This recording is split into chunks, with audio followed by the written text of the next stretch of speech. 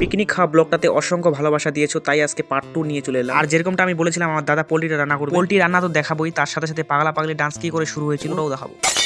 শুরুতেই পোল্ট্রিটাকে ধুয়ে এরকম একটা জায়গায় রেখে দিল। তারপর পোল্ট্রির মধ্যে টক দই দিয়ে দিল, হলুদ গুঁড়ো, লঙ্কার গুঁড়ো, আরো 4-5 প্রকারের মশলা দিয়ে মিক্স করা শুরু করে দিল। আর পোল্ট্রির মধ্যে অল্প দই বেঁচে গেছিল, তাই জিভ দিয়ে চেটে চেটে খেয়ে নিলাম। ওরে বাবা সালা, এত টক রে।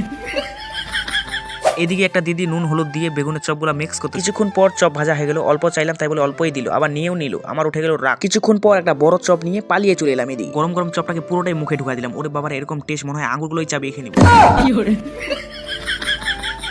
এখানে আমাদের রাজাদা এই যে তরকারিটা রান্না করতেছে, এখানে দাদার তরকারি ঢাকা দিয়ে পুরো ডান্স করা শুরু করে দিয়েছে। এদিকে বাচ্চা লোক সবাই পুরো ডান্স করা শুরু করে দিয়েছে। আমারও মন মানছে না, তাই আমিও শুরু করে দিলাম ডান্স।